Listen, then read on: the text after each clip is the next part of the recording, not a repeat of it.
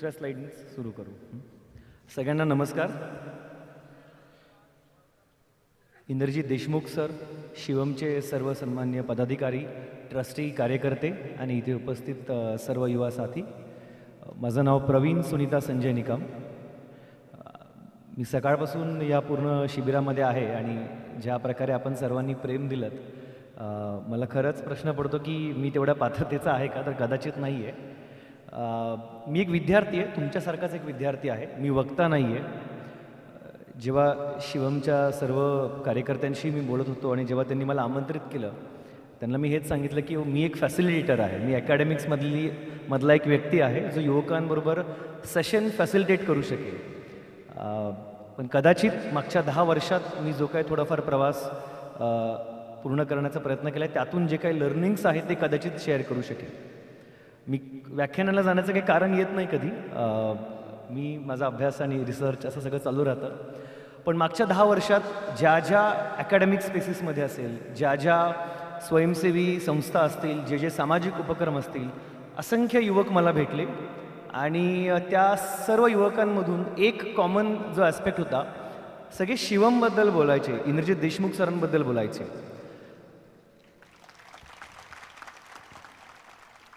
आणि मला रिग्रेट पण असं वाटतं की एवढी सगळी टेक्नॉलॉजी आहे, मी पण कधी कष्ट नाही घेतले की आपण गुगलवर सर्च करावं, बघावं काय आहे.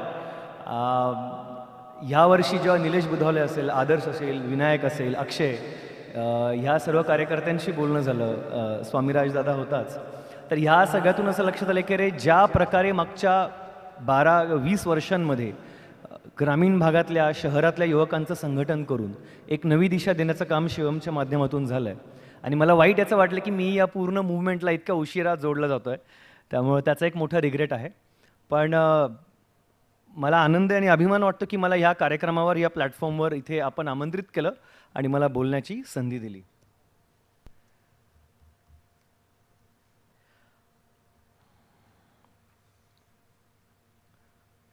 मित्रांनो, म्हणजे या कार्यक्रमाला येण्याआधी मी सरांनाही विचारलं होतं की आपल्या इथे येणाऱ्या युवकांचं वयोगट काय आहे, कारण की तर कदाचित मला व्हिज्युअलाइज करता येईल की कुठला विषय तुम्हा सर्वांसाठी महत्त्वाचा आहे.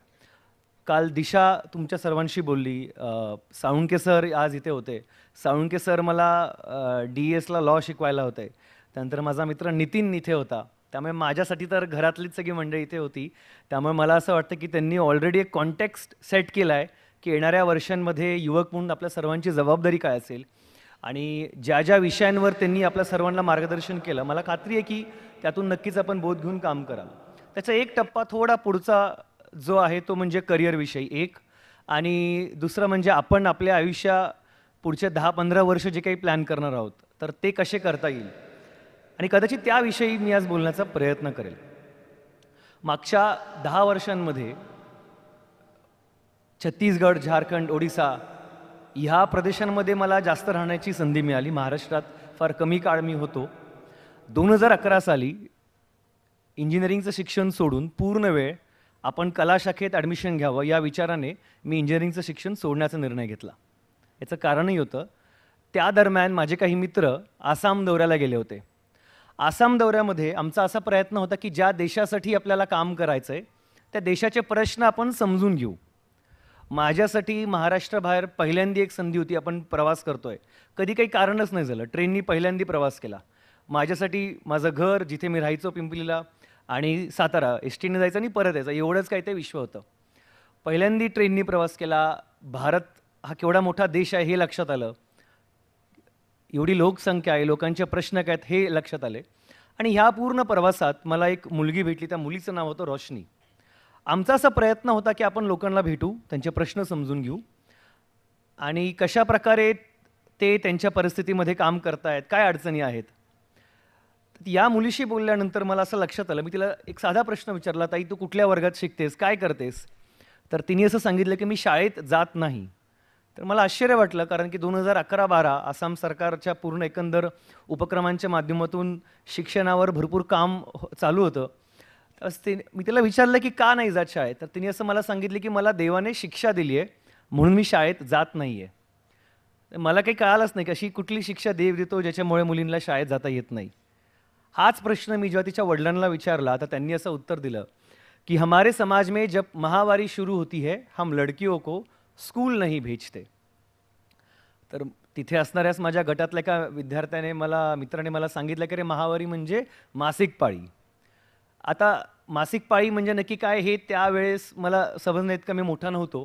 पण आम्ही जेव्हा परत आमचं दिवसभराचं सगळं लोकांना भेटणं झालं, आम्ही परत शाळेत गेलो जिथे आम्ही राहत होतो.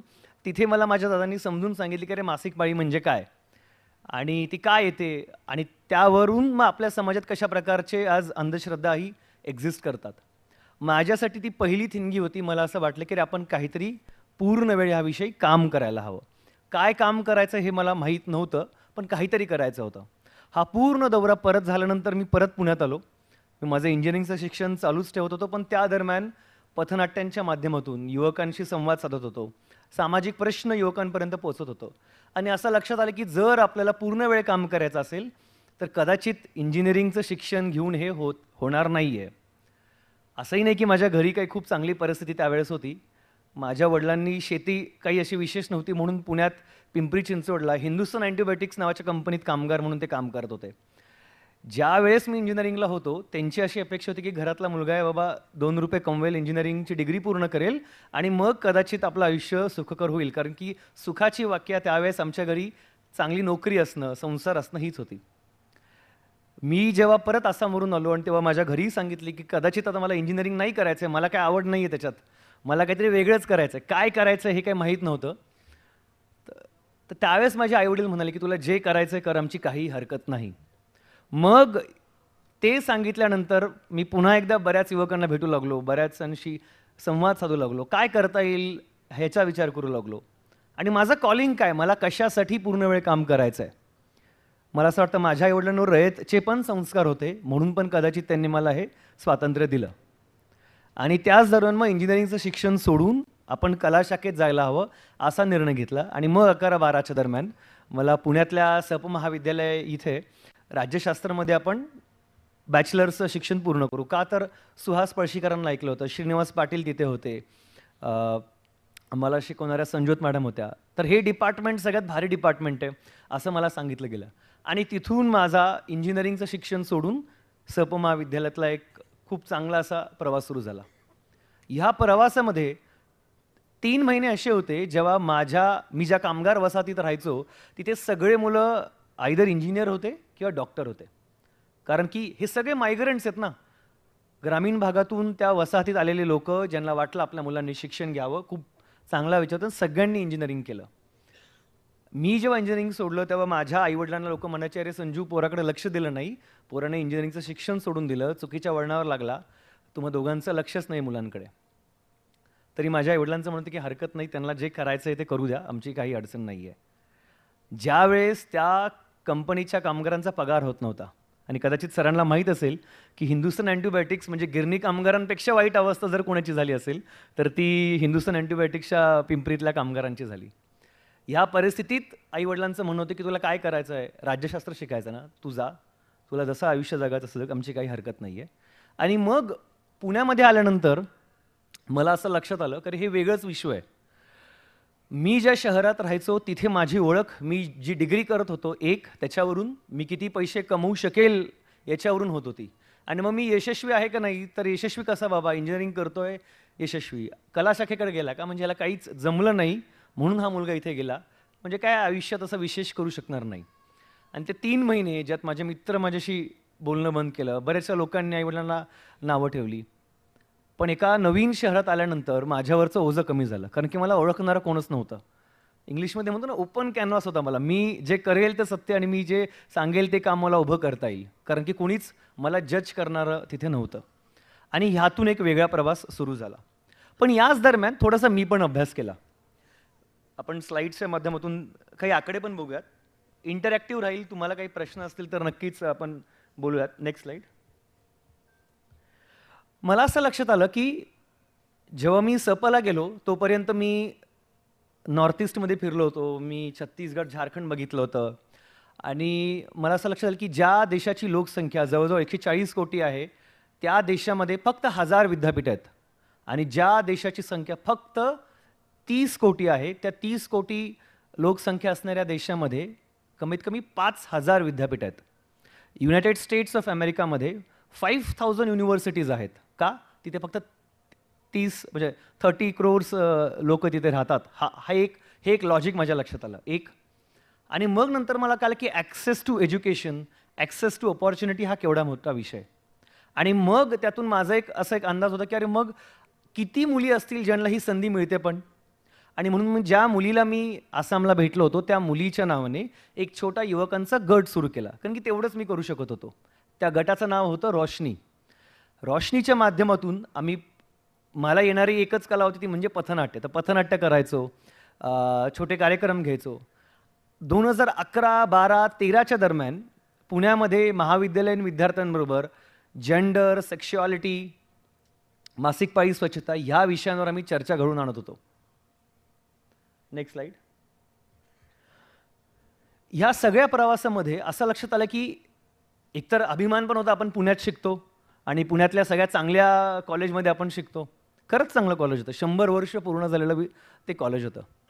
पण जेव्हा मी इंटरनॅशनल रँकिंग्स बघितले तर मला असं लक्षात आलं की जगामध्ये कुठल्याही विद्यापीठाचं जे रँकिंग होतं ते QS रँकिंग, असंख्य रँकिंग्स आहेत. टाइम्स रँकिंग आहे, QS रँकिंग आहे. हे वेगवेगळे रेटिंग एजन्सीज किंवा रँकिंग एजन्सीज त्या विद्यापीठाच्या त्या देशातल्या क्वालिटी ऑफ एज्युकेशनवर, स्टुडंटला किती अकॅडमिक सपोर्ट मिळतो याच्या बेसिसवर त्यांचं रँकिंग करतात. आणि असं लक्षात आलं की आपल्या भारतातलं एकही विद्यापीठ त्यांच्या टॉप 100मध्ये नाही आहे.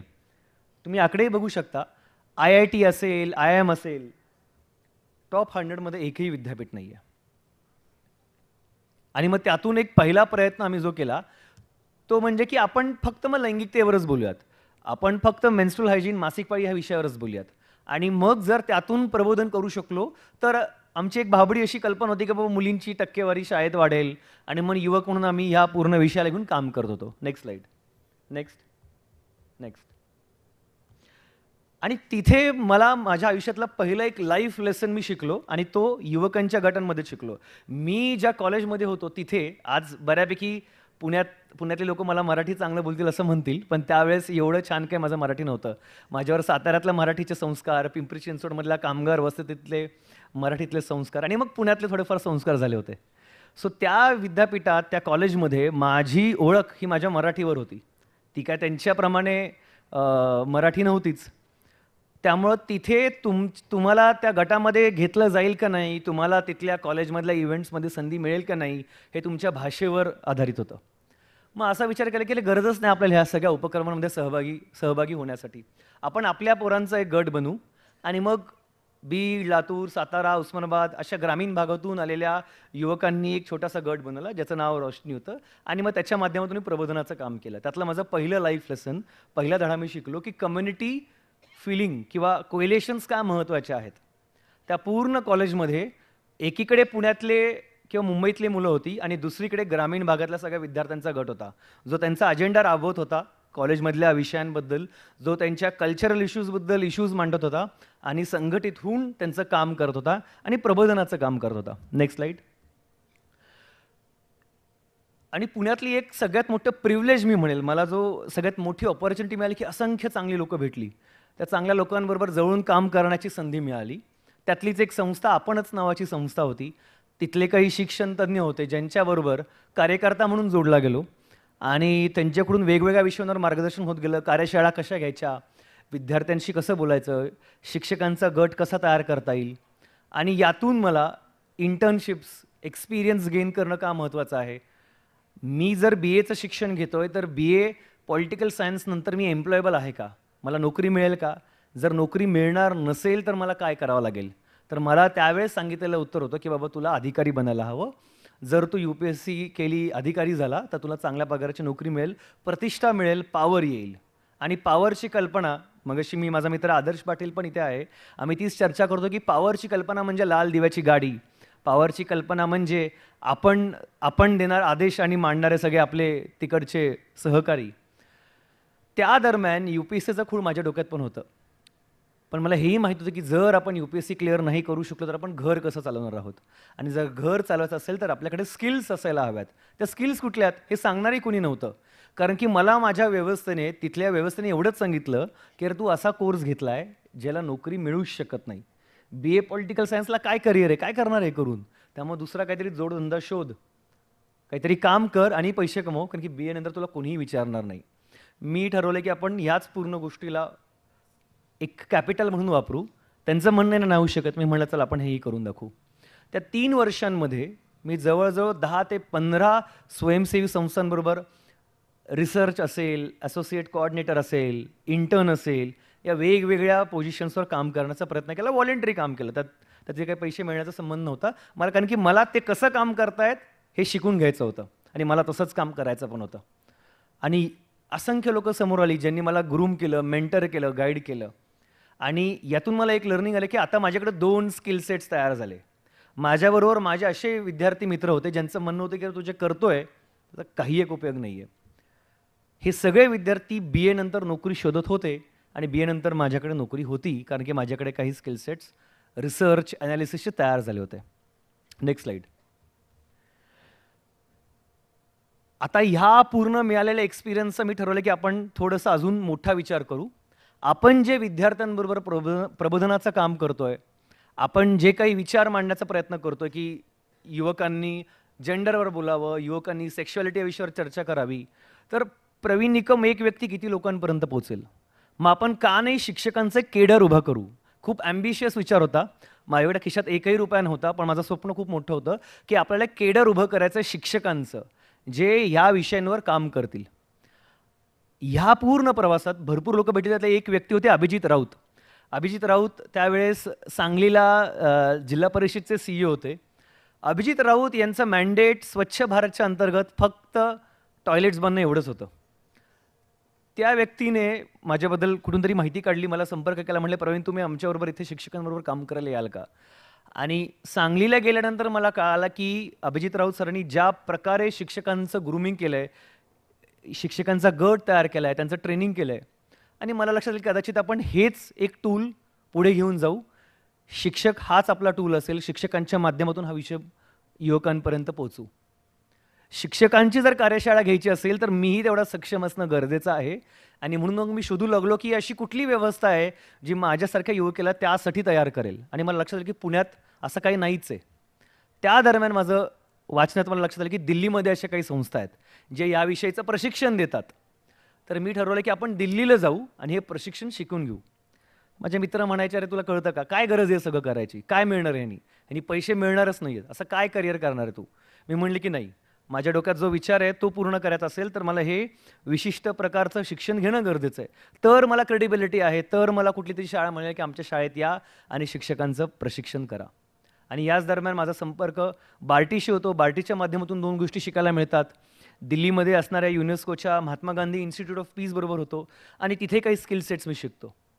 आणि ते स्किल सेट जेव्हा मी परत महाराष्ट्रात येतो तेव्हा असंख्य शाळांना जाऊन सांगितले की मला अशा प्रकारचं काम करायचं आहे, हे करायचं आहे. 100 पैकी जवळजवळ 90 शाळा नाहीच म्हणाल्या. काही ठराविक अशा शाळा होत्या ज्यांचं म्हणणं होतं की तुम्ही जे करताय ते खूप महत्त्वाचं आहे. माझं वय किती होतं? 23-22. त्या 22 वर्षाच्या मुलावर त्या शाळांनी विश्वास ठेवला आणि त्यांनी सांगितलं की तुम्ही जो विषय मांडताय तो खूप महत्त्वाचा आहे. आमचे 30 शिक्षक तुमच्या कार्यशाळेला ते येतील. तुम्ही सांगा की कधी कार्यशाळा घ्यायची आहे, आम्ही जेवणाची व्यवस्था करू, आम्ही त्या शिक्षकांची राहायची सोय करू, तुम्ही फक्त कार्यशाळेला या. आणि अशा प्रकारे शिक्षकांचं एक ग्रुपिंग, एक कोइलेशन, एक कम्युनिटी बिल्ड करूयात या हेतूने हे पूर्ण समता टीचर्स फेलोशिप प्रोग्राम ज्याला आम्ही म्हणतो, हा पूर्ण फेलोशिप प्रोग्राम सुरू झाला. आणि याच्या माध्यमातून एक शिक्षकांचं केडर छोट्या प्रमाणात का होईना, कारण की आम्ही एकाच गटाबरोबर एका वर्षात किमान 40 तास घालवतो. आणि ते 40 तास पूर्ण झाल्यानंतर मग ते शिक्षक हा विषय युवकांपर्यंत मांडतात. तर मी कॉलेजमध्ये असताना संघटन केलेला युवकांचा छोटासा गट रोशनीचा, आणि त्यातून जे काही शिकलो त्यातून मग शिक्षकांचा केलेला गट, यातून मला कम्युनिटी बिल्डिंगचं महत्त्व कळालं. मला एक लक्षात आलं की आपल्याकडे काहीतरी व्हॅल्यू आहे आणि ह्या हेतून आपल्याला बार्गेनिंग पॉवर येते. मग ह्या बार्गेनिंग पॉवरचा वापर करून आपण एक्झिस्टिंग इकोसिस्टीममधल्या इन्स्टिट्यूशन्सबरोबर काम करू आणि त्यांना असं वाटायला हवं की आपण ह्या संस्थेबरोबर काम करायला हवं. आणि असंख्य संस्थांबरोबर नंतर आम्हाला काम करण्याची संधी मिळाली. Next slide.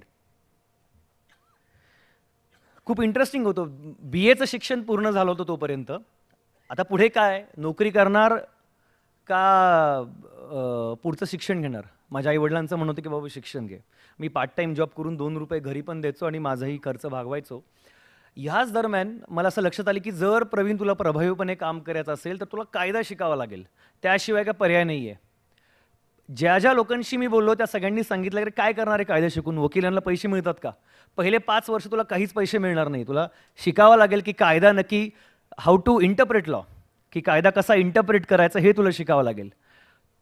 आणि म्हणून तू असं काही करूच नको, तू आपलं सरळ साधी नोकरी बघ आणि आयुष्य त्यातून पुढचं प्रवास कर.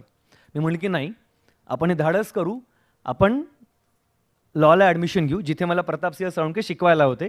प्रतापसिंह साळुंकेंशी माझा तसा परिचय झाला. ज्या लॉचं शिक्षण घेत असताना माझ्या असं लक्षात आलं की जगामध्ये राष्ट्रकुल नावाची एक संघटना आहे. राष्ट्रकुल ज्या ज्या देशांवर ब्रिटिशांचं राज्य होतं असे 53 देश एकत्र येतात आणि ते त्यांचं संघटन बनवतात. त्या संघटनेचं नाव होतं राष्ट्रकुल. आपण सर्वांनी राष्ट्रकुल खेळ ऐकला असेल, बरोबर? त्याच प्रकारचा राष्ट्रकुल खेळ त्यातला एक ॲस्पेक्ट आहे. आणि त्याच राष्ट्रकुल संघटनेचे बरेचसे पॉलिटिकल सोशल असे 2 विभाग पण आहेत. त्यांनी असं त्या दरम्यान 2015 साली असा निर्णय घेतला की आम्ही आत्तापर्यंत 53 देशांच्या राष्ट्राध्यक्षांना बोलवतो, त्यांच्याबरोबर चर्चा करतो, त्या देशांमध्ये कशा प्रकारे काम करायचं आहे याच्यावर आम्ही त्यांच्याबरोबर चर्चा करतो, पण युवकांचा कुठेही सहभाग नाही आहे. आणि जर युवकांचा सहभाग आणायचा असेल तर युवकांना पण त्या टेबलवर बसावं लागेल, तर आम्हाला कदाचित युवकांचे प्रश्न कळतील. मी त्या दरम्यान नेहरू युवा केंद्र संघटन, युवक कल्याण मंत्रालयाचा एक उपक्रम आहे NYKS, आणि आपण कॉलेजमध्ये असतो तेव्हा NSS, या 2 संघटनांबरोबर ॲक्टिव्हली काम करत होतो. या 2 संघटनांमुळे भारतभर फिरलो होतो, असंख्य युवकांना भेटलो होतो. त्यांचे प्रश्न काय आहेत हे मला कळाले होते आणि मला वाटलं की हे जेन्युइन 2 प्रश्न जर आपण मांडू शकलो एका चांगल्या प्लॅटफॉर्मवर तर कदाचित ह्याच्यावर उत्तर मिळेल. राष्ट्रकुलनी अशी अट ठेवली की ज्या ज्या युवकांना या पूर्ण कार्यकारिणीमध्ये सहभाग घ्यायचा त्यांना एक निवडणूक लढवावी लागेल, पण ती निवडणूक लढवण्याआधी तुम्हाला तुमचा मॅनिफेस्टो द्यावा लागेल. तर मॅनिफेस्टो म्हणजे अजेंडा, की निवडून आल्यानंतर तुम्ही काय काम कराल. तर माझ्या मागच्या 2015 मध्ये 5 वर्षांचा अनुभवातून असं लक्षात आलं की युवकांचे 2, मी ज्या युवकांच्या गटांबरोबर तिथे 2 प्रमुख मागण्या होत्या. एक, academic validation of youth work. म्हणजे काय, तर जर मी BAचं शिक्षण घेतोय आणि BAचं शिक्षण घेत असताना जर मी काही स्वयंसेवी संस्थांबरोबर काम करतोय, काही शैक्षणिक उपक्रमांमध्ये माझा सहभाग आहे, प्रबोधनाचं काम करतोय, तर त्या सगळ्या कामाचं तुम्ही मोजमाप करणार आहात का नाही, त्याला सोशल क्रेडिटच्या माध्यमातून त्याची दखल घेणार आहात का नाही. मग या सगळ्या युवकांना इन्सेंटिव्ह काय, त्यांनी का काम करावं. त्यांचा वैयक्तिक स्वार्थ आहे तो म्हणजे आनंद, म्हणून ते करतायत, पण व्यवस्थेची पण काहीतरी जबाबदारी आहे. आणि म्हणून मग त्या विद्यापीठांनी अशा प्रकारे एक सोशल क्रेडिट सिस्टम सुरू करावी, ही एक पहिली मागणी होती. हा माझ्या मॅनिफेस्टोमधला पहिला मुद्दा होता. माझा दुसरा मुद्दा होता, आणि जे मी माझ्या अनुभवातून सांगतो आणि इथे असणारे बरेच विद्यार्थी रिलेट करतील, असं काय होतं की NSSची मुलं जी 2 वर्ष कॉलेजमध्ये ॲक्टिव्ह असतात, 3रं वर्ष झाल्यानंतर ही सगळी मुलं गायब होतात. ही जातात कुठे? ही का नाही मग मला त्या सोशल स्ट्रक्चर्समध्ये काम करताना दिसत? ही का नाही त्या पर्टिक्युलर सेक्टरमध्ये करिअर करताना दिसत? तर ही जात आहेत कुठे? ग्रॅज्युएशन झाल्यानंतर घराची जबाबदारी असते, ऑफकोर्स 2 रुपये कमवायचे असतात, नोकरी मिळवायची असते. सो ज्या ज्या युवकांना खरंच काम पण करायचं आहे त्यांना त्या कामाचा काही त्या NSS मधल्या 2 वर्षांचा उपयोग होत नाही अनफॉर्च्युनेटली, का त्यांचं म्हणणे की आम्हाला सामाजिक क्षेत्रातच करिअर करायचं आहे, पण तशी संधी पण नाही आहे. आणि मग दुसरा मुद्दा होता की प्रोफेशनलायझिंग ऑफ यूथ वर्क, की एक्झिस्टिंग कॉर्पोरेट नॉन प्रॉफिट जिथे जिथे एम्प्लॉयमेंट ऑपॉर्च्युनिटीज आहेत, जिथे जिथे एम्प्लॉयबिलिटी आहे, तिथे तिथे या सर्व युवकांना तुम्ही एक्स्ट्रा क्रेडिट्स द्या, जेणेकरून त्यांना संधी मिळेल.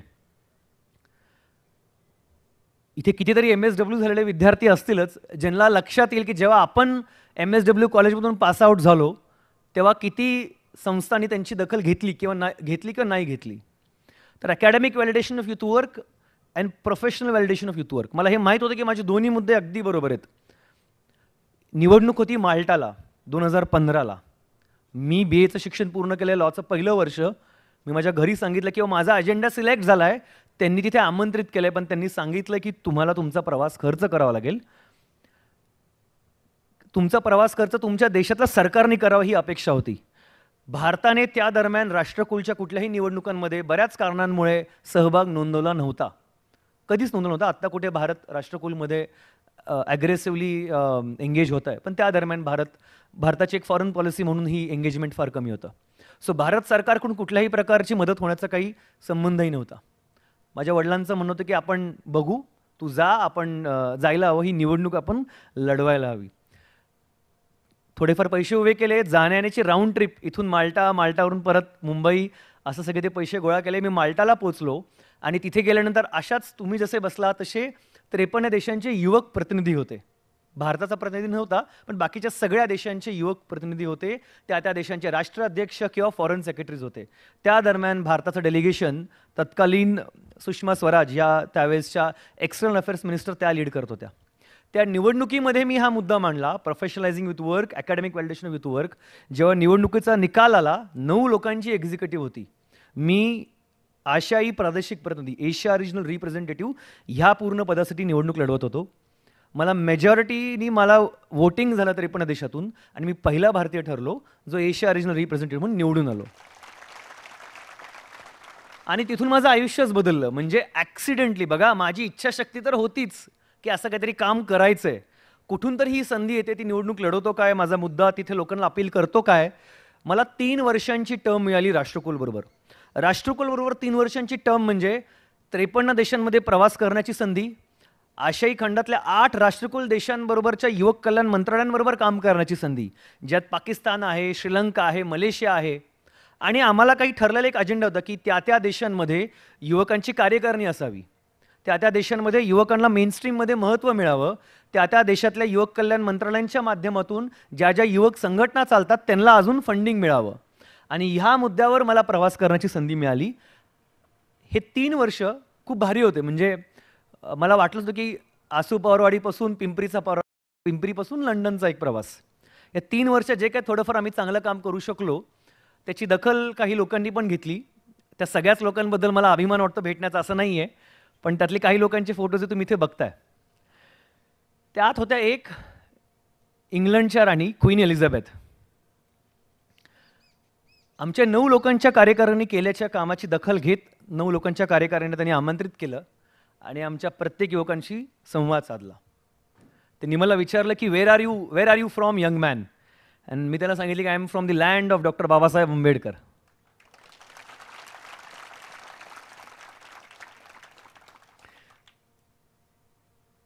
Interesting opportunity. पब्लिक पॉलिसी स्पेसमधले हुजू ज्याला म्हणतात सगळी लोक तिथे होती. त्याच दरम्यान संयुक्त राष्ट्र संघाचे सेक्रेटरी जनरल बान की मून, त्यांना भेटण्याची संधी मिळाली. आणि या सगळ्या प्लॅटफॉर्म्सवर युवकांचे प्रश्न काय आहेत आणि ते त्या देशांमधल्या युवक कल्याण मंत्रालयांच्या माध्यमातून कसे मार्गी लावता येतील ह्यासाठी ॲडव्होकसी करण्याचा एक प्रयत्न म्हणजे राष्ट्रकुल युवक कार्यकारिणी. BAचं शिक्षण पूर्ण होतं आहे, राष्ट्रकुलच्या निवडणुकीला निवडून येतो आणि हे करत असताना मी पुण्यामध्ये लॉचं शिक्षण पण करत होतो. आता आपलं अकॅडमिक्स इतकं फ्लेक्सिबल आहे, ते नवीन एज्युकेशन पॉलिसीमध्ये कदाचित नाही आहे, पण मी एकीकडे पुण्यामध्ये विद्यार्थी पण होतो आणि त्याच दरम्यान मी छत्तीसगड, झारखंडमधल्या प्रदेशांमध्ये युवकांचं संघटन करत पण फिरत होतो नेहरू युवा केंद्राच्या माध्यमातून.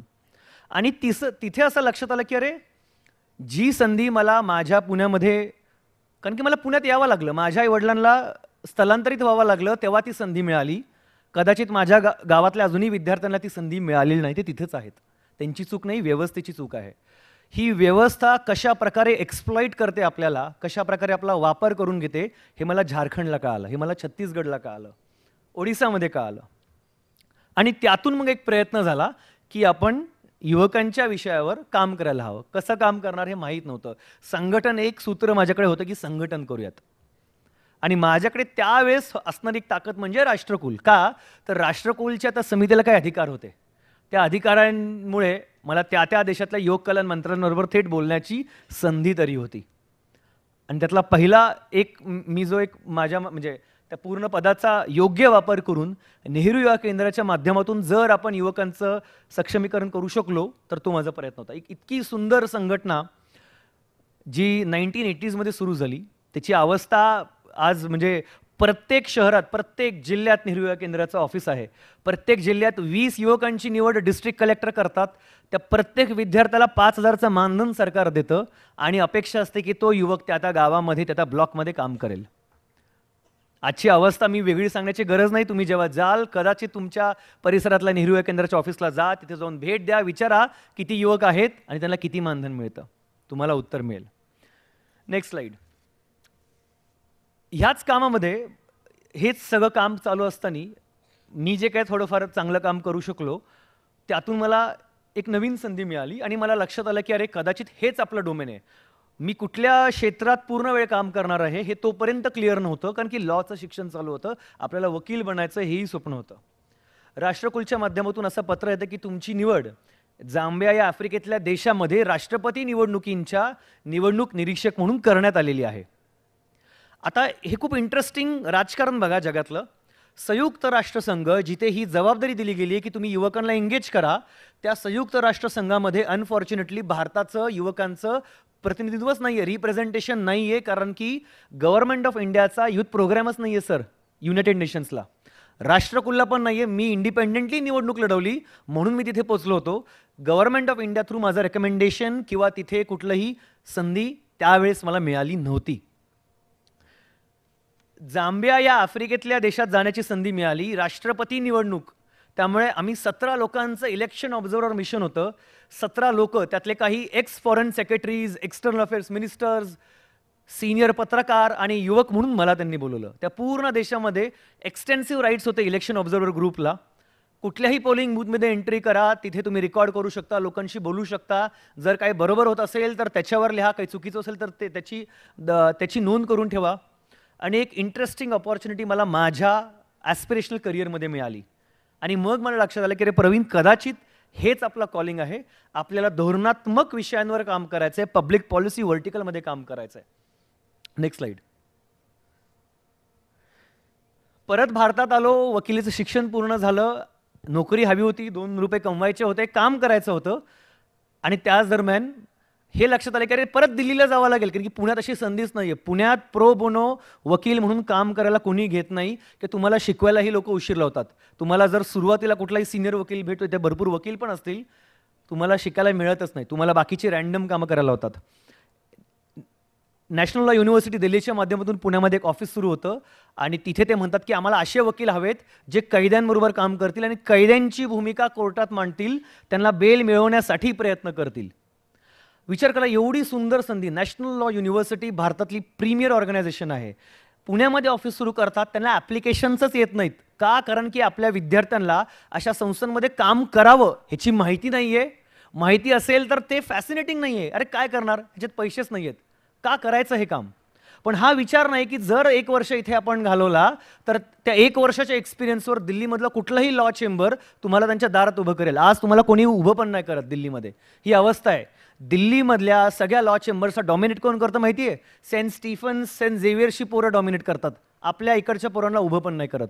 का? तर अनुभव नाही आहे. ही संधी होती. माझ्या अर्ध्या मित्रांनी अर्ज केला नाही, मी अर्ज केला. मी त्या पोझिशनला सिलेक्ट पण झालो. रोज माझं काम होतं, रोज सकाळी 8:30ला जेल येरडा कारागृहात जायचं. ज्या ज्या कैद्यांना ज्युडिशियल कस्टडी मिळाली त्यांना भेटायचं, त्यांचा पूर्ण कच्चा चिट्टा आमच्या डॉक्युमेंट्समध्ये नोंद करायचा. कुठला गुन्हा का केला, घरी कोण आहे, अंगावर कुठली जखम आहे का, लग्न झालं आहे का, घटस्फोट झाला आहे का, मुलं आहेत का, या सगळ्यांची चौकशी करून त्यांची बाजू कोर्टात मांडणं आणि त्यांना कोर्टामध्ये एक वकील, एक लीगल रिप्रेझेंटेशन मिळावं म्हणून सुरू झालेला प्रयत्न. हेतू काय होता? मला त्यांचं स्किल शिकायचं होतं, कसं काम करतायत हे काम मला करायचं आहे आणि म्हणून त्यांच्याबरोबर काम करणं गरजेचं होतं. Next slide. मग शिक्षण घेत असताना राष्ट्रकुल असेल, नेहरू युवा केंद्र असेल, नॅशनल लॉ युनिव्हर्सिटी असेल, याच्यातून लक्षात आल्यानंतर मला असं लक्षात आलं की मीच नेहमी धाडस केलंय, मीच धडक मारली आहे आणि प्रयत्न केला की आपल्याला ही संधी मिळेल का. त्यासाठी मी माझी अकॅडमिक क्वालिफिकेशन्स पण केल्यात. जर मला NLE बरोबर काम करायचं आहे तर मी माझं लॉचं शिक्षण पूर्ण केलं आहे. मी पार्ट टाईम ऑनलाईन कोर्सेस केल्यात. ज्या यूट्यूबच्या, हार्वर्डच्या, ऑक्सफोर्डच्या प्रोफेसरच्या कोर्सेसला 200-200 व्ह्यूज असतात, ते सगळे कोर्सेस मी केलेत. आता मी वेगळं सांगायची गरज नाही, इंस्टाग्रामच्या रील्सला किती व्ह्यू असतात. त्याच आपण सर्वांनी किती प्रयत्न केलेत जे फ्रीमध्ये कोर्सेस अवेलेबल आहेत ते बघण्याचा, याचा आपण प्रत्येकाने विचारही करायला हवा. आणि मग असं लक्षात आलं की मला ह्या इकोसिस्टीममध्ये, म्हणजे मी तर स्वतःहून माझाच मेंटर बनलो, मी स्वतःच मार्गदर्शक बनलो म्हणून मी थोडंफार करू तरी शकलो, पण बाकीच्या मुलांच्या अडचणी काय होतं की इकोसिस्टीममध्ये सपोर्ट नाही आहे. ज्या व्यवस्थेत ते शिकतात ती व्यवस्थाच त्यांना डिसअपॉइंट करते, त्यांना सांगते की तुम्हाला करिअर नाही आहे. त्या व्यवस्थेमध्ये अकॅडमिक रायटिंग, क्रिटिकल थिंकिंगचे स्किल्स नाहीत. सर, रिसेंटली दिल्लीमध्ये PRS नावाची एक संस्था आहे. PRSच्या माध्यमातून लॅम्प फेलोशिप दिली जाते.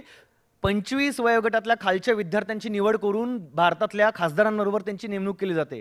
जे शशी थरूर असतील किंवा अशा सगळे खासदारांची तुम्ही नावं ऐकता, त्यांची भाषणं ऐकता, जे प्रश्न विचारतात, त्याच्यासाठी एक युवकांची टीम काम करते, ती ही संस्था निवडते.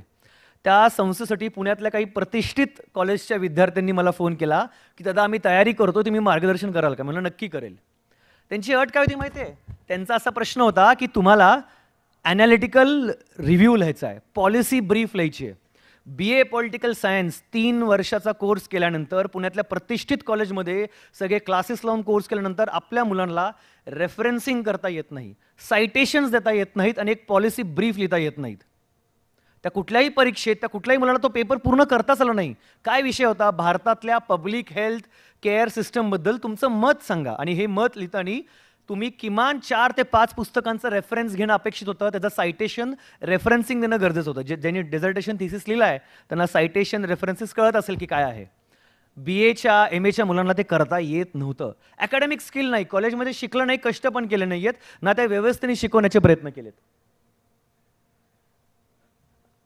कुठलंही सोशल कॅपिटल नाही ना. आपण सगळे काय पुण्या मुंबईत जन्माला आलो नाही आहोत. आपल्या घरी काय अशी कुठली मोठी ताकद नाही आहे. पण माझं म्हणे ती ताकद जरी नसली तरी शिक्षण हे आपलं सगळ्यात मोठं कॅपिटल होतं.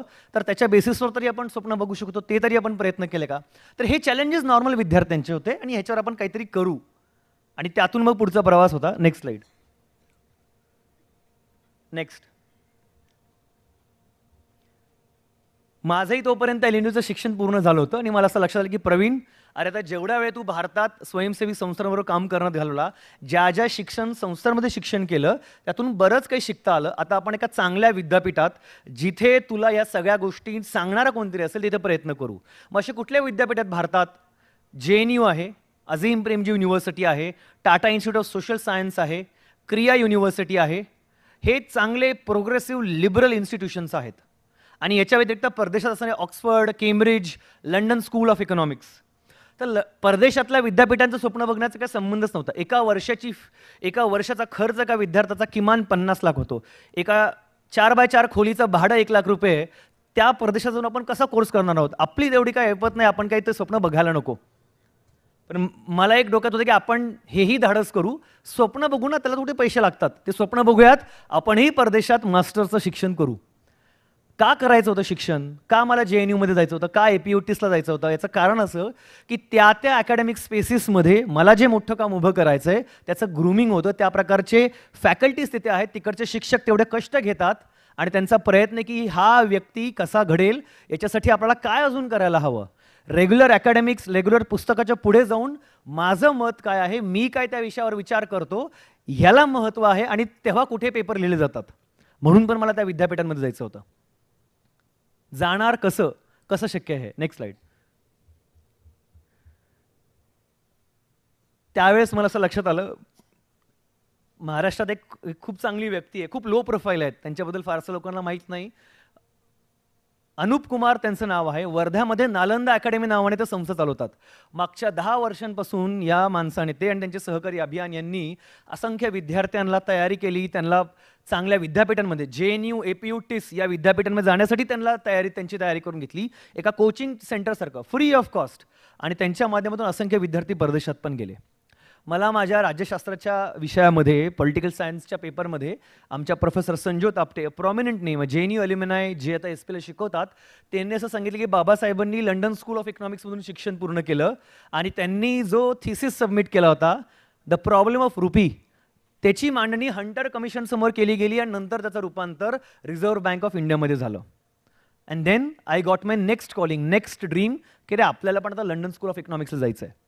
लंडन स्कूल ऑफ इकॉनॉमिक्सला जायचं असेल तर मला अशी माझी कल्पना होती की अरे मी खूप हुशार असणं गरजेचं आहे, मी युनिव्हर्सिटी गोल्ड मेडलिस्ट असायला हवं, तर कुठे हे विद्यापीठ विचारतील. थोडासा अभ्यास केला असं लक्षात आलं की या सगळ्या विद्यापीठांमध्ये त्यांना एक चांगलं नेतृत्व कौशल्य असणारा युवक हवा आहे. तुम्हाला 55% आहेत का 90% याचं त्यांना घेणं देणं नाही आहे. ऑफकोर्स मार्क्सला महत्त्व आहे, मी डिनाय करत नाही आहे मार्क्सचं महत्त्व, पण त्यांचं म्हणे की जर मार्क्स नसतील आणि दुसरी कुठलीही प्रतिभा असेल तर आम्ही त्याच्यावरही तुम्हाला ॲडमिशन देऊ शकू. पण जर ॲडमिशन मिळालं तर त्यासाठी खर्च पण येईल, तर काय करणार? पण मी लंडन स्कूल ऑफ इकॉनॉमिक्सला अर्ज करण्याचा निर्णय घेतला आणि मला MSc human rights and politics department of सोशलसाठी माझी निवड झाली. ज्या विद्यापीठात डॉक्टर बाबासाहेब आंबेडकर शिकले तिथे आपल्याला शिकण्याची संधी मिळेल, हे एक स्वप्न तिथे पूर्ण झालं. Next slide. पण जाणार कसं? खर्च कुठून आणणार? 50 लाख लंडन. माझ्या कोर्सची फी मला आठवत नाही आता, पण साधारणतः 36 लाख एका वर्षाची फी होती, इफ आय एम राईट. त्यांच्या अकोमोडेशनची छोट्या खोलीचं भाडं 1 लाख रुपये होतं. सेंट्रल लंडनमधलं विद्यापीठ London school of economics, Oxford, Cambridge यांची हिस्ट्री अशी आहे की या विद्यापीठांनी जगाला राष्ट्राध्यक्ष, राष्ट्रपती, इकॉनॉमिस्ट असे दिलेत. लंडन स्कूल ऑफ इकॉनॉमिक्समध्ये अमर्त्य सेन होते, लंडन स्कूल ऑफ इकॉनॉमिक्समध्ये लॉर्ड मेघनाथ देसाई होते आणि ऑफकोर्स बाबासाहेब तर तिथे होतेच होते. जाणार कसं? आणि त्या दरम्यान असं लक्षात आलं की UK गव्हर्नमेंटच्या माध्यमातून भारतातल्या 40 विद्यार्थ्यांना शिष्यवृत्ती दिली जाते. हे असे 40 विद्यार्थी असतात जे समाजामध्ये चांगलं काम करतायत. मला वाटलं की आपणही थोडंफार काम करण्याचा प्रयत्न केलाय, आपण कम्युनिटीमध्ये कॉन्ट्रीब्यूट केलंय, युवकांचं संघटन केलंय, आपणही प्रयत्न करायला हवा. मी माझा अर्ज चिवनिंगच्या शिष्यवृत्तीला केला. चिवनिंगच्या 40 लोकांच्या गटामध्ये IAS अधिकारी, 18 वर्षांची सर्व्हिस पूर्ण झालेले IAS अधिकारी असतात, IPS अधिकारी असतात.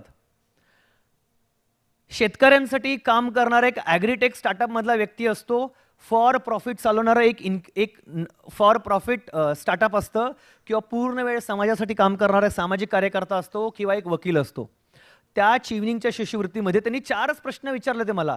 माझा निर्णय कसा होता माहिती आहे? मला 4 प्रश्न होते की प्रवीण निकम, तुमचं नेतृत्व कौशल्याबद्दल आम्हाला सांगा की तुम्ही कसं नेतृत्व कौशल्य दाखवलंय आत्तापर्यंत. 1, तुम्ही संघटनेच्या माध्यमातून काही बदल घडवलेत का? ते बदल कुठले ते आम्हाला सांगा.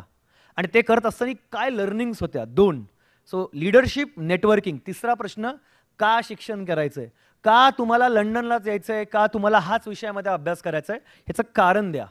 आणि 4था प्रश्न, या शिष्यवृत्तीची एकच अट होती की आम्ही सगळा खर्च करू, पण तुम्ही शिष्यवृत्ती पूर्ण झाल्यानंतर किमान 2 वर्ष लंडनला ना नोकरी करू शकता ना तिथे राहू शकता. तुम्हाला तुमच्या देशामध्ये परत यावं लागेल. जेव्हा याल तेव्हा काय काम करणार ते कामाचं एक पूर्ण ॲक्शन प्लॅन आम्हाला द्या. मी माझं जे काही काम करत होतो समता सेंटरच्या माध्यमातून त्याची भूमिका मांडली, का करतोय, काय हेतू आहे त्याची मांडणी केली. आणि त्याचा इंटरव्ह्यू झाला. इंटरव्ह्यूमध्ये ब्रिटिश हाय कमिशनचे अधिकारी, चिवनिंग सेक्रेटरीचे अधिकारी आणि एक ॲल्युमिनाय असं पूर्ण पॅनल होतं. इंटरव्ह्यू चांगला गेला, निवड झाली आणि मला 45 लाखांची शिष्यवृत्ती मिळाली,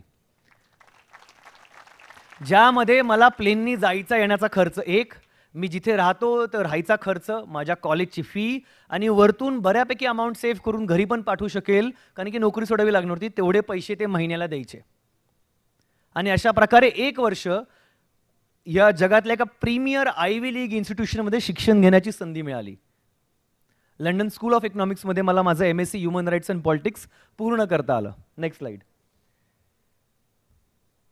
तर या 1 वर्षात मी एक गोष्ट शिकलो, म्हणजे मला ह्युमन राईट्स, राजकारण, पब्लिक पॉलिसी किती काय आलं याच्यावर आपण नंतर बोलू. पण मला एकच लक्षात आलं की ते मी काय शिकलो, तर 1 वर्ष टाइम स्पेंड केल्यानंतर अकॅडमिक रायटिंग कसं करायचं हे मी तिथे शिकलो. क्रिटिकल थिंकिंग म्हणजे नक्की काय हे मी तिथे शिकलो. आणि माझ्या मनातला एक जो प्रश्न होता की अरे आपलं काय एवढं भारी इंग्लिश नाही आहे, तर आपण त्या व्यवस्थेमध्ये आपण काय टिकणार आहोत. तर इंग्लिश, तुम्हाला कम्युनिकेबल इंग्लिशची गरज आहे. तुम्ही इंग्लिशमध्ये फार पंडित असणं, मास्टर असणं अपेक्षित नाही आहे. ह्या 3 माझ्या मेजर लर्निंग्स होत्या. तिथली व्यवस्था त्या विद्यार्थ्याला इतकी ताकद देते, इतकं त्यांना मदत करतात की तो विद्यार्थी सक्षमपणे तिकडची व्यवस्थेमध्ये शिक्षण पूर्ण करू शकतो. ह्या 1 वर्षात मी हे 3 माझे मेजर लर्निंग्स होते. आणि मग ठरवलं की आपण कदाचित ह्या 3 लर्निंग्सचाच प्रचार प्रसार करू. हे 3 विषय जे मला येतात आता 1 वर्ष झाल्यानंतर अजून 10 मुलांपर्यंत पोहोचू आणि त्यांना हे सांगू की हे असं स्वप्न आहे जे आपण सगळे बघू शकतो. Next slide. माझा लंडन स्कूल ऑफ इकॉनॉमिक्समधला पहिला फोटो रजिस्ट्रेशनचा आणि शेवटच्या ग्रॅज्युएशनचा फोटो, जिथे बाबासाहेबांचा स्टॅच्यू आहे. लंडन स्कूल ऑफ इकॉनॉमिक्समध्ये असंख्य राष्ट्राध्यक्ष, जॉन एफ केनेडी पासून जगातले असंख्य राष्ट्राध्यक्ष होऊन गेलेत, पण त्या पूर्ण विद्यापीठात एकाच व्यक्तीचा पुतळा आहे, तो म्हणजे डॉक्टर बाबासाहेब आंबेडकरांचा. आणि तिथून मला लक्षात आलं की रे आपण आता ह्या विषयावर थोडंसं प्रबोधनाचं काम करू, परत भारतात जाऊ आणि याविषयी काम करू. Next slide. Anup Kumar sir वर्धेला काम करतात. जेव्हा मी लंडनला होतो असंख्य विद्यार्थ्यांनी त्यांच्याबद्दल मला सांगितलं होतं. भारतात परत आलो, त्यांना जाऊन भेटलो आणि त्यांचं असं म्हणतो की प्रवीण अरे खूप चांगलं काम करतोय, आपल्याला हे काम अजून मुलांपर्यंत घेऊन जायचं आहे. ते हे काम वर्ध्यात करतात. विशाल ठाकरे नावाचा आमचा एक युवक आहे, टीसमधून पासआउट होतो, आत्ता US ला PhD करतोय. त्याच्या माध्यमातून असंख्य विद्यार्थी आज उच्च शिक्षणाचं स्वप्न बघतायत.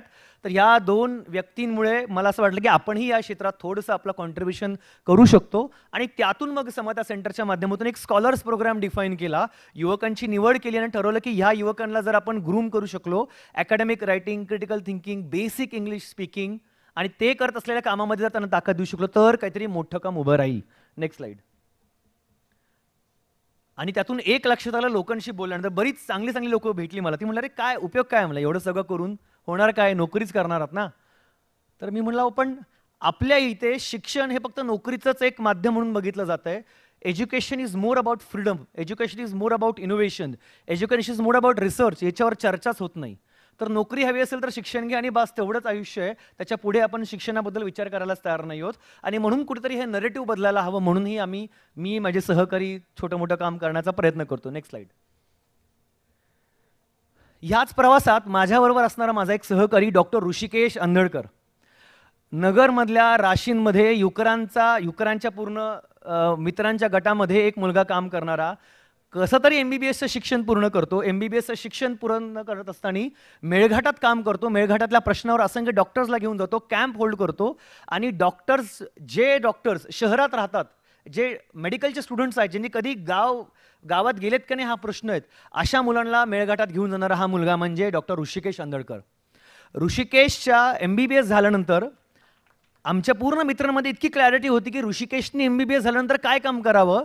तर आम्ही ठरवलं की ऋषिकेशनी एका शहरातल्या गव्हर्नमेंट हॉस्पिटलमध्येच टाइम स्पेंड करायला हवा. त्यांनी अजिबात कुठल्या प्रायव्हेट मेडिकलमध्ये जायचं नाहीये. एक राज्याच्या यंत्रणेमधली व्यवस्था कशी काम करते हे तुला यायला हवं. ऋषिकेश रेसिडेंट मेडिकल ऑफिसर म्हणून ससूनला जॉईन झाला. कॉन्शियसली घेतलेला करिअरचा निर्णय. त्याच्या घरी आर्थिक अडचणी होत्या, त्यांनी जी फी भरली ती पूर्ण करायची होती, पण रेसिडेंट मेडिकल ऑफिसर म्हणून जॉईन होतो. ससूनमधला अनुभव पूर्ण केल्यानंतर आम्ही ठरवतो की आता झालं, ही व्यवस्था बघितली, आता आपण अजून एक मोठी संस्था बघू. त्या दरम्यान ICMRची जाहिरात आली, Indian council for medical research. ICMR म्हणाले की आम्हाला MD झालेला विद्यार्थी हवाय, MBBS चालणार नाही. ऋषिकेशला म्हणलं की बाबा अर्ज कर, आपल्याला इंटरव्ह्यूला जायचंय, बघू नंतर आपली निवड होईल का नाही. तू इंटरव्ह्यू द्यायचा आहे, तुझे काम केलंय, डॉक्टर म्हणून जो थोडा वेळ प्रामाणिकपणे वेळ देतोय ते त्यांना कळायला हवं. त्या पूर्ण इंटरव्ह्यूमध्ये MD झालेले विद्यार्थी होते. ऋषिकेश एकटा MBBS होता. त्या पूर्ण निकालानंतर ऋषिकेशची निवड होते, बाकीच्यांची निवड झाली नाही. फक्त MBBS या क्वालिफिकेशनवर इंडियन काउन्सिल ऑफ मेडिकल रिसर्चनी ऋषिकेशला मेडिकल कन्सल्टंट म्हणून अपॉइंट केलं. आणि कोविडच्या त्या पूर्ण 1.5 वर्षांच्या भयानक काळात ऋषिकेशनी पूर्ण महाराष्ट्रभर सिरो सर्वे लीड केला. इतकं की त्याची स्वतःची आई जी फ्रंटलाईन वर्कर होती ती पण त्या पूर्ण याच्यात गेली. त्याला त्या आईला भेटताही नाही आलं. ऋषिकेशच्या आईचं स्वप्न होतं की पोरगा लंडनमध्ये जावा. ऋषिकेशला ह्या वर्षीची चीवनिंग स्कॉलरशिप मिळाली. ऋषिकेश आज लंडनमधल्या क्वीन मेरी विद्यापीठात MSc पब्लिक हेल्थ ह्या विषयावर शिक्षण घेतोय. पब्लिक हेल्थमध्ये मास्टर्स करतोय. आणि ऋषिकेशचं स्वप्न काय आहे तर जेव्हा भारतात येईल पुन्हा एकदा मेळघाटातल्या लोकांसाठी पूर्ण वेळ काम करेल. स्वातंत्र्यानंतर असं का होतं की दरवर्षी मेळघाट हा विषय चघळला जातो, दरवर्षी ह्याच्यावर लेख येणार, दरवर्षी स्वयंसेवी संस्था काम करणार, अजूनपर्यंत उत्तर सापडलं नाही. हायर एज्युकेशनचे इन्स्टिट्यूट्स या पूर्ण व्यवस्थेला बांधता नाही आला. तर माझं म्हणणं की आपण काय मोठं क्रांती घडवणार नाही आहोत, छोटी क्रांती करू म्हणलं. ऋषी तू ये फक्त आणि तिथे एक नवीन केडर पब्लिक हेल्थमधलं उभं करण्याचा प्रयत्न कर. Next slide. अजून 2 मित्र, दीपक चटप, ॲडव्होकेट दीपक चटप, एक युवा कार्यकर्ता, ILS मधून 5 वर्षाचा लॉ करतो, पुण्यामध्ये असीम सरोद्यांबरोबर इंटर्नशिप करतो, थोडा वेळ प्रॅक्टिस करतो आणि ठरवतो की आपल्याला आता पुण्या, मुंबई, दिल्लीमध्ये काय असं विशेष करिअर करायचं नाही, आपल्याला परत आपल्या गावी जायचे चंद्रपूरला. दीपक चंद्रपूरला जातो. तो आणि त्याचे सहकारी बोधी आणि वैष्णव हे पाथ फाउंडेशन नावाची संस्था सुरू करतात. हेतू काय होता, आदिवासींचे प्रश्न आपण कोर्टात मांडायचे. ज्या गडचिरोली, वाशिम, चंद्रपूर या परिसरात मायनिंग एवढ्या मोठ्या प्रमाणात होते, तिथले मोठमोठी लोक पण त्याच्या विरोधात बोलत नाहीत. ते पोरं म्हणाले आम्ही या विषयावर बोलणार आणि आम्ही याविषयी कायद्याच्याच भाषेतून बोलणार. दीपक आणि त्याच्या गटाने त्यांचं लॉचं शिक्षण पूर्ण झाल्यानंतर ह्याविषयी कामाला सुरुवात केली. दीपकही या प्रवासात भेटला आणि दीपक माझ्याकडे एकच पर्याय होता, तो म्हणजे दीपक अरे मी काय करू शकतो, मला वाटतं लेवल अप करू शकतो, आपण भारतातली एक चांगली विद्यापीठ बघू जिथे तुला चांगलं शिक्षण घेता येईल, आपण NLU दिल्लीला जाऊ, नॅशनल युनिव्हर्सिटी दिल्लीला प्रयत्न करू किंवा परदेशातल्या काय विद्यापीठात प्रयत्न करू आणि शिष्यवृत्तीवर जाऊ. दीपक आज सोयास विद्यापीठात लंडनमध्ये, तो त्यालाही UK गव्हर्नमेंटची स्कॉलरशिप मिळाली. दीपक आज LLM ह्युमन राईट्सचं शिक्षण घेतोय आणि तो आज लंडनला आहे. वैभव वाडुंज भीमाशंकरमधला मुलगा, डिप्लोमा करतो, इंजिनिअरिंगचं शिक्षण पूर्ण करतो, आई वडील शेतकरी आहेत, घरी अशी काही खूप चांगली व्यवस्था अजिबात नाही आहेत, त्यांनाही अपेक्षा होती की पोरगा इंजिनिअरिंग करून समाजात काय 2 रुपये कमवेल, घरात पैसे आणेल. तो पोरगा पाबळच्या शाळेत शिकवतो, नंतर छत्तीसगडला जातो, आदिवासींबरोबर CG स्वरांट नावाच्या कम्युनिटी रेडिओ स्टेशनबरोबर काम करतो, काश्मीरमधल्या लोकांचे प्रश्न मांडतो पत्रकार म्हणून.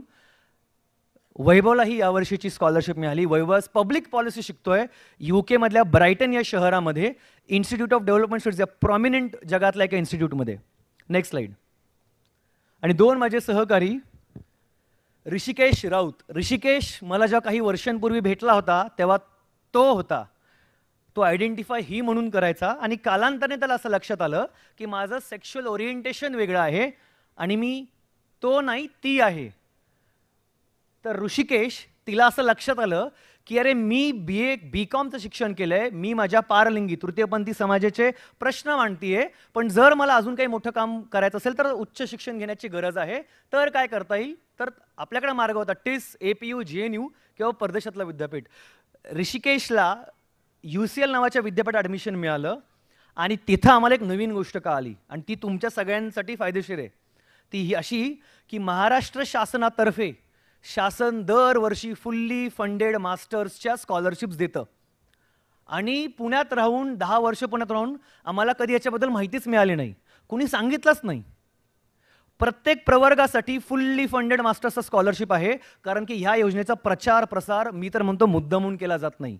अशाच ठराविक पेपर्समध्ये याची जाहिरात लागते जिथं तुम्ही लोक वाचणारच नाही आहात आणि तुम्हा लोकांना हे स्वप्न दाखवलंच जात नाही की बाबा रे तू पण ऑक्सफोर्डला जाऊ शकतो, तू पण केम्ब्रिज जाऊ शकतो आणि खर्च राज्य शासन करेल. या छत्रपती राजर्षी शाहू शिष्यवृत्ती योजना आहे ज्याच्या अंतर्गत इथे बसलेला प्रत्येक विद्यार्थी परदेशात शिक्षण घेऊ शकतो.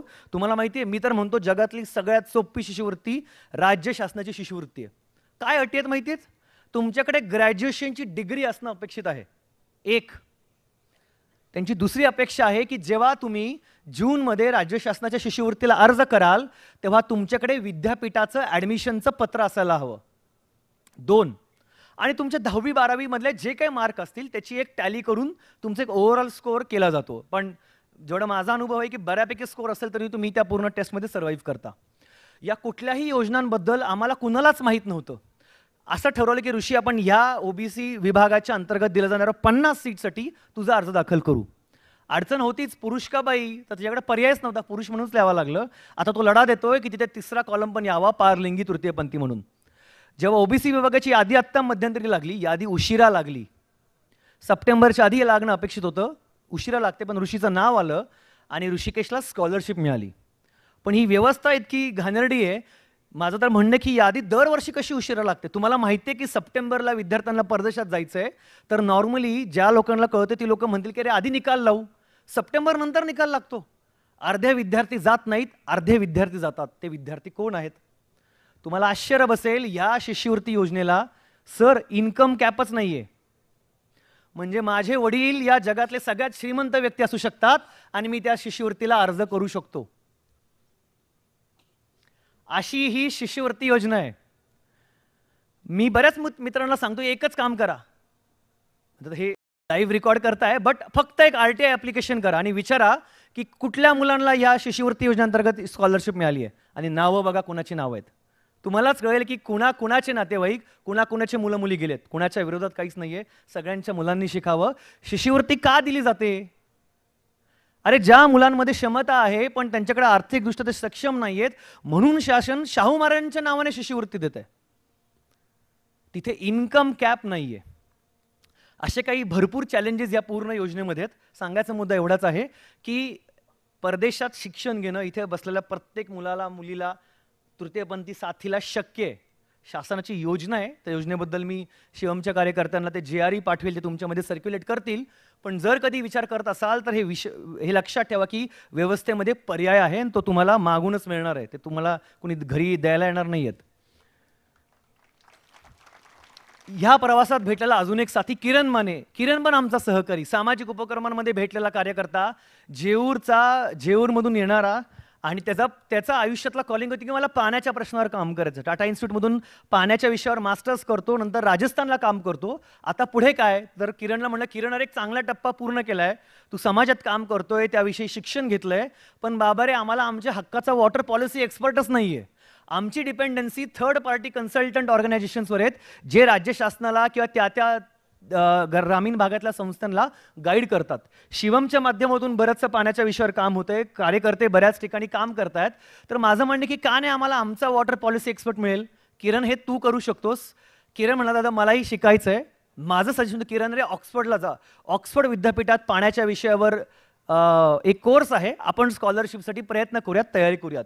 तर तो मला म्हणला की दादा मला ऑक्सफर्डला जायचंच नाहीये, मी माझी तयारी केली, मी माझा होमवर्क करून आलोय. शिक्षण का घ्यायचं हे त्याला माहित होतं. म्हणलं दादा मला नेदरलँडला जायचंय. का, तर युनेस्कोची जगातली प्रतिष्ठित अशी IHE डेल्फ्ट नावाची संस्था तिथे पाण्याच्या प्रश्नांवर कार्यकर्त्यांना घडवते, मास्टर्स प्रोग्राम ऑफर करते. आणि म्हणून तो मला म्हणतो की दादा मला ऑक्सफर्डला मिळालं तरी मी जाणार नाही, कारण की मला वाटतं नेदरलँडला गेलो तर मी ते चांगलं शिक्षण घेईल आणि पुन्हा महाराष्ट्रात येईल. किरण तिथे जायचं असेल तर नेदरलँड या देशाची स्कॉलरशिप अशी काय आम्हाला माहीत नव्हती, पण असं लक्षात आलं की रोटरीच्या माध्यमातून 8 विद्यार्थ्यांना, जगातल्या 8 विद्यार्थ्यांना 40 लाखाची स्कॉलरशिप मिळते. तर आम्ही म्हणलं आपण प्रयत्न करूयात. अकॅडमिक रायटिंग असेल, क्रिटिकल थिंकिंग असेल, या फ्रंटवर तर आम्ही काम करतच होतो. किरण त्या 8 मधला 2 भारतीय ज्यांना ही शिष्यवृत्ती मिळाली, त्या दोघांमधला एक किरण होता ज्याला 40 लाखांची शिष्यवृत्ती मिळाली. किरण आज नेदरलँडमध्ये IHE डेल्फ्टमध्ये पाण्याच्या प्रश्नावर, वॉटरवर त्याचं मास्टर्स पूर्ण करतोय. आता हे सगळे अशी मुलं आहेत जे पुन्हा येऊन भारतात त्यांच्या गावांमध्ये त्यांचं काम उभं करणार आहेत. आणि आमचं एक युवकांचा गट म्हणून ही भूमिका आहे की तुम्हा प्रत्येकाने एक सामाजिक उपक्रम सुरू करायला हवा, त्या उपक्रमाच्या माध्यमातून युवकांचं संघटन करायला हवं, आणि तुम्हाला जे कळालंय ते अजून 4 पोरांपर्यंत तुम्ही सांगायला हवं. आणि अशा प्रकारचं काम ही सगळी मुलं आत्ताही लंडनमधून, नेदरलँड बसून करतायत आणि आल्यावरही करणार आहेत. Next slide. अशा प्रकारे मग समतेच्या माध्यमातून हा एक एफर्ट होता की democratising and decentralising access to scholarships, access to information. केंद्र सरकारतर्फे असंख्य योजना दिल्या जातात, किती लोकांना त्या योजनांचा लाभ घेता येतो हा प्रश्न आहे. आम्ही ठरवलं की आपण आपला फक्त विद्यार्थ्यांच्या डोमेनवर काम करू आणि त्या स्कीम्स डिसेंट्रलाइज करण्याचा प्रयत्न करू. कितपत जमेल हे माहीत नाही, पण असंख्य कार्यकर्ते या विषयावर काम करतायत आणि त्यांच्या माध्यमातून प्रबोधनाचं काम पुढे जात आहे. Next slide. नेक्स्ट. शेवटचे 5 मिनिटं मी थांबतो. हे सगळं काम करत असताना शिक्षकांचा एक गट बनवणं, विद्यार्थ्यांचा एक गट बनवणं, म्हणजे असे शिक्षक घडवू शकतो का आपण ज्याच्या माध्यमातून जेंडर आणि कॉन्स्टिट्यूशन व्हॅल्यूज विद्यार्थ्यांपर्यंत पोहोचतील. तर ती कार्यशाळा डिझाईन करून आपण जाऊ. एक, विद्यार्थ्यांपर्यंत academic writing, critical thinking, internship, experience का घेणं महत्त्वाचं, याचं आपण महत्त्व पटवू शकू का, याच्याबद्दल सांगायला जाऊ. 2, दुसरं काम केलं. आणि तिसरं काम केलं की आपल्या मुलांमध्ये सगळ्या क्षमता आहेत. मी जे काय थोडंफार भारत फिरण्याची संधी मिळाली, ज्या संस्थांबरोबर काम करण्याची संधी मिळाली, असं लक्षात आलं की रे त्या पोरांपेक्षा आमची पोरं हुशार आहेत ना, आमच्या पोरांना चांगली मार्क आहेत, पण कदाचित त्यांच्यामध्ये 2-3 कॉम्प्लेक्स कुठला की माझं इंग्लिश चांगलं नाही आहे, आणि माझं इंग्लिश चांगलं नाही म्हणून कदाचित आपल्यासाठी हे नाही आहे. एक. दुसरं म्हणजे की अरे एक्सपिरियन्सच नाही आहे, डिग्रीज भरपूर आहेत. 3 वर्ष BA एक पोरगा पुण्यामध्ये करतो, BA करत असताना स्वप्न असतं IAS करायचं, IASलाही तो प्रामाणिकपणे वेळ देतो. एका ठराविक वेळेनंतर जर ती परीक्षा पास होत नसेल तर तो पोरगा त्याच्यानंतर 6 वर्ष परीक्षेची तयारी करतो, पण त्या 6 वर्षात एकदाही इंटर्नशिप करत नाही. आणि 6 वर्षानंतर त्याला कळतं की अरे आता आपल्या आयुष्यातली आपण 35शी ओलांडली आहे, किंवा आपण 30ला आलोय, आपण 28 झालोय, आता मग आपण प्लॅन B बघायचा का, तर नोकरी करू. पण जेव्हा तुम्ही नोकरी करायला जाल तेव्हा ते म्हणतील की तुमचं ग्रॅज्युएशन 6 वर्षांपूर्वी झालंय, मास्टर्स होऊन 4 वर्ष झाली आहेत, तुमच्याकडे अनुभव किती आहे. आणि त्या मुलाकडे अनफॉर्च्युनेटली अनुभव नसतो, एक्सपिरियन्स नसतो. तर आम्ही विचार केला की आपण याच्यावर थोडंसं बोलायला सुरुवात करू. ज्या युवकांना प्लॅन B हवा आहे त्यांनी डेव्हलपमेंट, नॉन प्रॉफिट सेक्टरमध्ये असंख्य ऑपॉर्च्युनिटीज आहेत, त्याचा विचार तर करायला हवा. मग मला विद्यार्थी म्हणतात की अरे अशा कुठल्या संधी आहेत, एवढा पगार मिळतो का, म्हणजे 100% मिळतो. म्हणलं काय, BAच्या क्वालिफिकेशनवर, MAच्या क्वालिफिकेशनवर म्हणून 50,000 60,000च्या डेव्हलपमेंट सेक्टरमधले ऑप्शन आहेत. भारत खूप ट्रान्झिशन फेजमध्ये, लक्षात घ्या. ज्या प्रकारे स्वयंसेवी संस्थांसाठी मदत प्रोग्रेसिव्ह लिबरल विचारांच्या लोकांकडून होतीये, ज्या संस्था ताकदीने उभ्या राहतात, तिथे तिथे युवकांना संधी उपलब्ध आहेत. जी मुलं ह्युमॅनिटीजमध्ये करिअर करू इच्छितात तिथे नोकऱ्या आहेत. आणि त्यातून हा एक प्रकल्प सुरू झाला की आपण मुलांना जॉब एम्प्लॉयबिलिटी स्किल्सवर थोडंसं ग्रूमिंगची गरज, थोडं मेंटरिंगची गरज प्रयत्न करूयात. Next slide. नेक्स्ट. त्यातून आमचा हा विद्यार्थी आम्हाला भेटला, सिद्धार्थ हेंद्रे. सिद्धार्थ हेंद्रेचा जेव्हा माझा फोन झाला तेव्हा त्याला राज्य शासनाच्या शिष्यवृत्तीसाठी अर्ज करायला लावला होता. सिद्धार्थला ॲडमिशन मिळालं होतं, पण दरवर्षीप्रमाणे शासनाने यादी उशिरा लावली. शासनाची यादी उशिरा लागल्या कारणाने ह्याचं 1 वर्ष वाया गेलं. मग ठरवलं की आता आपण काय घरी बसायचं का? अजिबात नाही, आपल्याला काहीतरी एक्सपिरियन्स घ्यायचा. BA झालं ना म्हणून सिद्धार्थ, आता बाहेर पडायचं आणि 2 रुपये कमवायचे. UPSC जेवढा प्रयत्न करता तेवढा केला, आता काहीतरी वेगळं बघ स्वप्न. सिद्धार्थ जातो दिल्लीला. गुंज नावाची संस्था दिल्लीला काम करते. अंशु गुप्ता त्याचे फाउंडर आहेत. त्यांना रमन मॅगसेसेस पुरस्कार मिळाला त्यांच्या कामानिमित्त. तिथे सिद्धार्थ त्या संस्थेमध्ये काम करतो. त्याला जेमथेम काहीतरी, if I am right and able to recollect it, 20 का 25 हजाराचं मानधन होतं. पण त्या पूर्ण प्रवासात गुंजमधल्या कार्यक्रमांमुळे तो तमिळनाडूला जातोय, छत्तीसगडला जातोय. तो संस्था काम कशा प्रकारे करते, कशा प्रकारे टीम बिल्ड होते, कशा प्रकारे नेतृत्व केलं जातं, या सगळ्या गोष्टी तो फर्स्ट हँड शिकला. आणि त्याच्यानंतर आज सिद्धार्थ अमेरिकन इंडिया फाउंडेशन नावाच्या संस्थेमध्ये काम करतो. त्याला महिन्याला काहीतरी 45,000 मिळतात. तो आज बँगलोरमध्ये पॉलिसी आणि ग्रासरूट स्किल एंटरप्रेनरशिपवर काम करतोय. मला असं वाटतं 45,000 45,000 चांगली अमाऊंट आहे एका BA पास झालेल्या मुलासाठी. कालच आमचा एक विद्यार्थी सुनील जाधव, सुनीलचा मगाशी फोटो बघितला असेल. सुनील जाधव ज्या DS मध्ये प्रताप साळुंके सर शिकवायचे, जिथे मी विद्यार्थी होतो, तिथे नाईट वॉचमॅन होता.